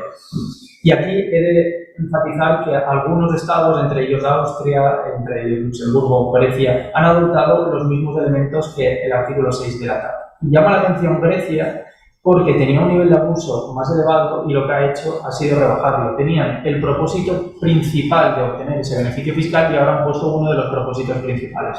Estos estados van por un lado y luego por otros tenemos algunos, como el caso de España, como el caso de Alemania, como el caso de Italia, en el que se establece un nivel de abuso más estricto o más elevado. En el caso de España, en el caso de Italia, la norma general antiabuso no hace referencia a ese elemento subjetivo, sino que se centra en ese elemento objetivo para que resulte de aplicación, que a mi modo de ver es mucho más acertado y genera más seguridad jurídica. Pero como le digo, en cuanto al resto de países que han adoptado ese elemento subjetivo, aquí la inseguridad jurídica es manifiesta. Y con ello, ya unas breves consideraciones finales o reflexiones, porque vamos muy mal de tiempo, y es que se establece un umbral de abuso muy bajo en el elemento subjetivo. Como les he comentado, es con natural a toda planificación fiscal que tener en consideración esos beneficios fiscales, por lo que este elemento para mí carece de sentido. hay una clara inversión en la carga de la prueba, sobre todo si la analizamos desde el punto de vista internacional en cuanto a la PPT y también a raíz de las danesas, y todo ello deriva en una gran inseguridad jurídica, y voy a terminar con, digamos, dos consideraciones. Una es negativa y otra es positiva. La negativa, y ya que estamos en un colegio de abogados, es que es muy clara la inseguridad jurídica que deriva de la aplicación de estas normas. Por tanto, vuestros clientes van a estar expuestos a una materia muy controvertida y de la cual deriva una gran inseguridad jurídica. Pero con la intención de terminar, no desde un punto de vista pesimista, sino optimista, hay que verlo desde el lado bueno.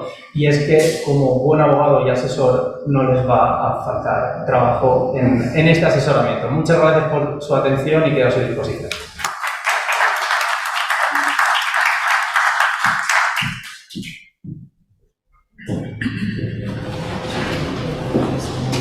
Muchas gracias, doctor. Hola. Muchas gracias, doctor. Bueno, y finalmente vamos a tener la exposición del doctor Mariano Bracchia sobre límites a la planificación fiscal agresiva y la experiencia en Iberoamérica. El doctor Mariano Bracchia es LLM en Taxation en la Universidad de Nueva York y LLM en International Tax Law del King College of London. Secretario letrado también de la Corte Suprema de Justicia de la Nación. Doctor, se da la palabra. Muchas gracias por la presentación. Bueno, muchas gracias a la Federación por el honor de invitarme. Es un placer compartir la mesa con tan destacados colegas y amigos. Cuando me propusieron el tema, los límites a la planificación fiscal agresiva en perspectiva iberoamericana, me pareció un tema que yo no podría haber elegido, y me llevó a algunas reflexiones que me parece interesante compartir en este panel, luego de que mis colegas hayan hecho una introducción tan interesante del estado de situación del tema, en tanto doctrina como jurisprudencia. Porque estamos acostumbrados a repetir lo que escuchamos, pero a veces un minuto de reflexión nos ayuda a ver dónde estamos parados. La primera pregunta es: ¿qué sería lo censurable de una persona planificadora? ¿Qué encuentran ustedes de un elemento negativo en decir tal gobernante es planificador, tal persona es planificadora? Bueno, a partir del ya 2006, la OCDE ha puesto límites a la planificación fiscal denominándola agresiva, es decir, a un concepto puramente objetivo, nada personal, le adosa un atributo, un calificativo personal. Una planificación fiscal al sumo podrá ser lícita o ilícita, pero no agresiva. Ahí estamos incurriendo en una falacia naturalista, asignándole a los objetos atributos o calificativos personales. Y en este pequeño desvío, que parece imperceptible, entramos en un terreno farragoso donde ya no estamos definiendo la ilicitud o licitud de la legítima opción del contribuyente de aminorar su carga tributaria, sino si esta actitud es agresiva, con lo que eso quiera significar y cómo lo entienden ustedes. Entonces, lo que vengo a proponer en este panel, en esta exposición, es empezar a prestar atención en las palabras, empezar a prestar atención en la semántica, y en este sentido lo enlazo directamente con la perspectiva iberoamericana. Me parece que uno de los exponentes principales en Iberoamérica del tratamiento de la problemática de la planificación fiscal o de la elusión tributaria, como quieran llamarla, más seria, es la del profesor Alfredo Augusto Becker, profesor brasileño. No es muy conocido en nuestro país, no sé si en Europa lo han tenido la oportunidad de conocerlo, pero evidentemente es el aporte más importante que se puede tener desde Iberoamérica para tratar estas cuestiones. A tal efecto, creo que mi principal aporte va a ser directamente ir a leer algunas reflexiones de Alfredo Augusto Becker, y aquí con mis colegas europeos no hay que caer en la confusión de confundirlo con Eno Becker, porque es el némesis de Eno Becker. Becker era un alemán que comentaba la ordenanza tributaria de 1919 que estableció la primera cláusula antielusiva del mundo en Alemania. Becker la favorecía y sus amigos de la escuela de Pavia, Grisciotti, Harach, Vanoni, todos ellos alentaban este tipo de cláusulas. Es más, una interpretación de la ley tributaria atendiendo a la significación económica. Nuestro Becker, el Becker iberoamericano, Alfredo Augusto, brasileño, directamente textual, denomina a esto un manicomio tributario. O sea, la concepción de interpretar las leyes tributarias abstrayendo las formas jurídicas y teniendo en cuenta la finalidad económica, Becker la consideraba un manicomio tributario, al punto tal que llega a escribir luego de este libro que voy a citar, Teoría General del Derecho, publica un libro que se llama directamente Carnaval Tributario. A ese nivel de crítica llega de las concepciones europeas de principios del siglo pasado. No hay en la literatura tributaria una pluma tan directa y tan incisiva, pero tan profunda y compenetrada en el tema como la de Becker. Yo siempre digo que Becker es al derecho tributario lo que Dreyer es al cine. O sea, ya que estamos hablando de las sentencias danesas, un maestro danés del cine, una figura irrepetible, incomparable en su materia. Les voy a leer algunas cositas de Becker porque es lo mejor que se pueden llevar nuestros colegas de Iberoamérica. Becker le escribe a Paulo de Barros Carvalho, y ahora no estoy encontrando una cita, siempre pasa eso, pero vamos a encontrar. Le escribe a Paulo de Barros Carvalho, que es catedrático de la Universidad de Río de Janeiro,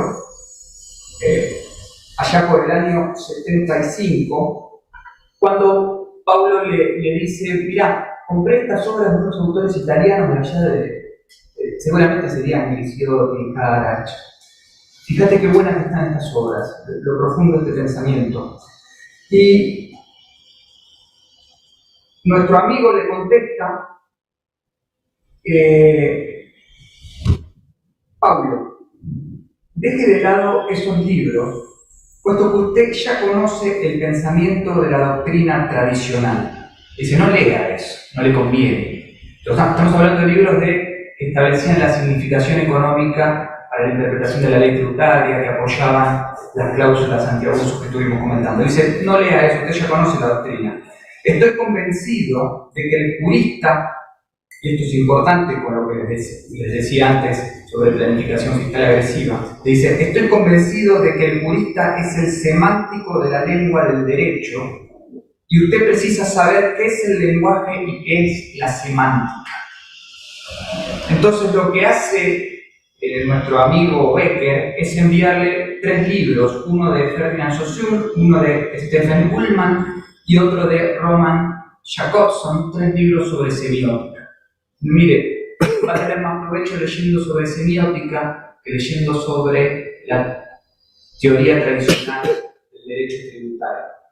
Y entonces, frente a este tipo de personalidades que le presta tanta atención a las palabras que se usan, como yo antes le prestaba atención a por qué planificación hay que llamarla agresiva y atribuir un calificativo personal, un concepto objetivo, a esta falacia naturalista, esto nos lleva a pensar, y estamos en el buen camino, que nuestro amigo Becker era un textualista, alguien que interpreta la ley ateniéndose a las palabras de la ley, que conocen la jurisprudencia de la Corte Suprema, cuál es el primer método de interpretación, el literal, y si la letra de la ley es clara y no ofrece confusión, se aplica la norma y se resuelve el caso, se aplica la letra y se resuelve el caso conforme a la letra.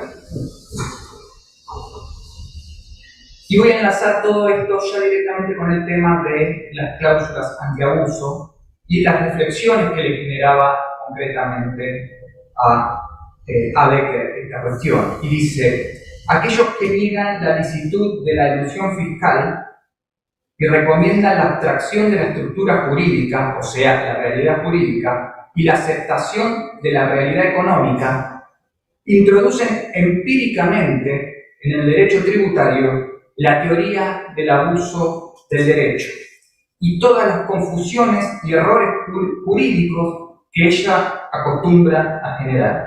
Recién Benjamín nos hablaba de que a nivel europeo, incluso la OCDE se acepta como un principio general, el principio general contra el abuso contra las prácticas abusivas. Bueno, ya ve que en el año 63 nos decía que esto era una locura.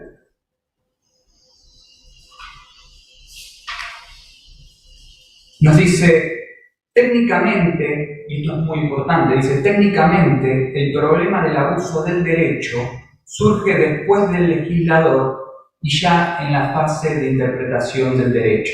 Lo que nos está marcando aquí Becker es que si proclamamos como solución una solución del abuso de derecho, quien lo termina resolviendo no es el legislador, porque el legislador se lava las manos diciendo acá hay que sancionar o hay que dejar de lado las planificaciones fiscales cuando abusen, pero ¿quién tiene que ponerle el cascabel al gato y determinar lo que es abuso?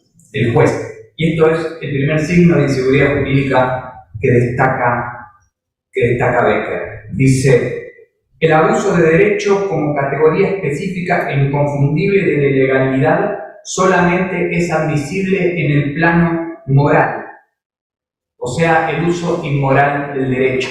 Y lo que plantea Becker como buen kelseniano es, nos estamos yendo fuera del derecho cuando queremos analizar estas categorías. Dice, en Alemania incluso se llegó al extremo de permitirle a la administración tributaria, a partir de la aplicación de la cláusula antiabuso, de rechazar la realidad jurídica e ir a la realidad económica.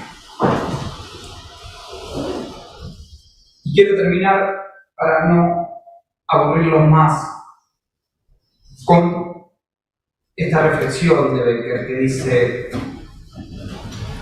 cuando el derecho positivo consagra la teoría del abuso del derecho como principio general, esto es, cuando existe una regla jurídica otorgando a los tribunales o a las autoridades tributarias el poder de, en determinados casos, utilizar criterios morales, el juez o aquella autoridad tributaria no está interpretando el derecho, está creando el derecho.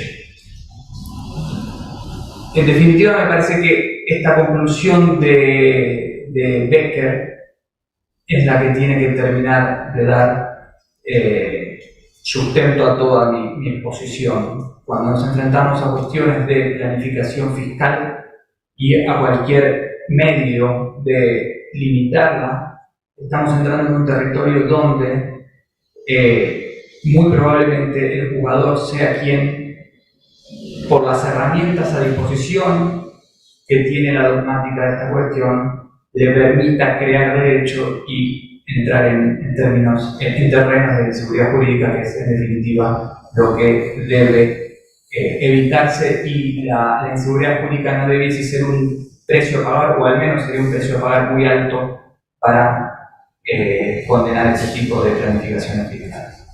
Muchas gracias por su atención.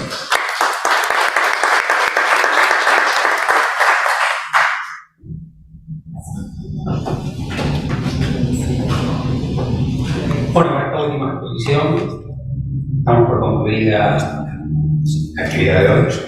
Agradecemos a las autoridades de FACA, las autoridades de EL y a los catedráticos que han honrado su presencia y su disertación la presente exposición. Muchas gracias.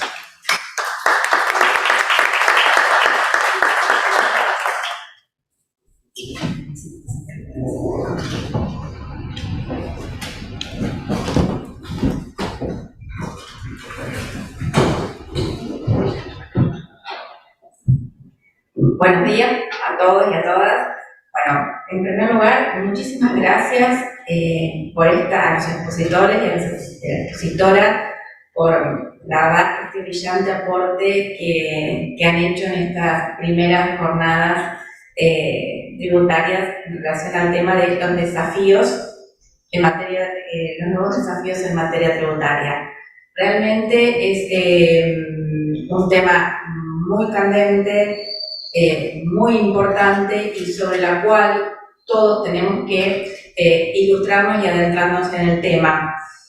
Yo pensaba, ¿no?, en la medida en que los iba escuchando, no soy abogada tributarista, por lo tanto el aporte que yo he recibido al escucharlos a todos ustedes ha sido sumamente docente y enriquecedor.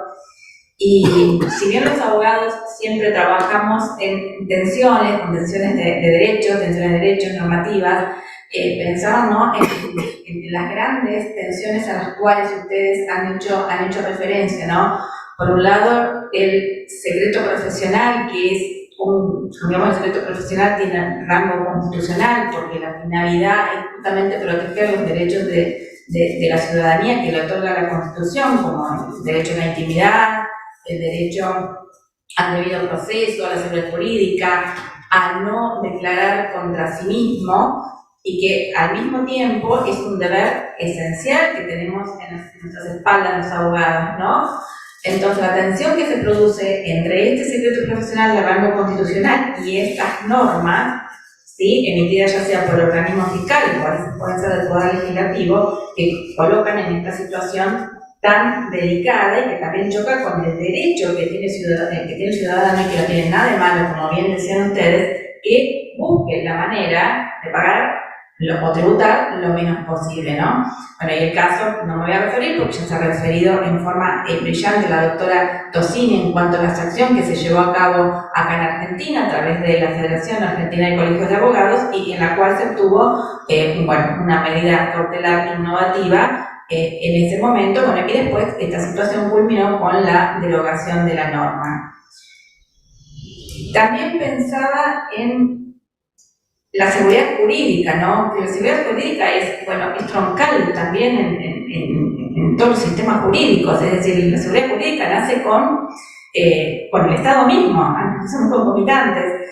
Entonces, y este derecho que tiene todo ciudadano o ciudadana a proyectar su vida en los distintos aspectos, a planificarla, partiendo de un marco normativo que resulte estable y previsible. Y cómo, frente a estas cláusulas antielusión, ¿no es cierto?, esta normativa puede verse seriamente erosionado o afectado. Lo positivo de esto, como dijo acá mi colega, es que trabajo no nos va a faltar en ese sentido. Pero también esto me lleva a reflexionar, y me lleva a tomar más conciencia después de haberlo escuchado de la importancia de estas jornadas y del trabajo académico que ustedes llevan adelante y del aporte que hacen a la abogacía toda en ambos, tanto en América como en Europa, y la posibilidad de ilustrar y abrir caminos para que todos podamos seguir, estudiando y avanzando en esta materia. Yo creo que estas jornadas van a ser la primera de muchas, porque realmente con la exposición que cada uno ha hecho, yo siento que a cada uno nos abre un universo, ¿no?, de planteos, de preguntas, de cuestionamientos, y la jurisprudencia va a seguir evolucionando, así como allá hay muchos fallos a los cuales han hecho referencia en una forma muy clara y concreta. Seguramente ante nuevas situaciones, ante esta globalización de la economía, se van a plantear nuevas situaciones, ¿no? Y nuevas situaciones y nueva necesidad de interpretación, porque, las normas después son genéricas, como bien dijeron ustedes, y estas normas tienen que ser aplicadas al caso concreto de esta generalidad, determinada la situación de hecho, y son interpretadas por un tribunal o por los organismos fiscales. Entonces, yo creo que esta tarea recién empieza. Les agradezco y espero verlos en las próximas jornadas. Muchísimas gracias a todos. Muchísimas gracias.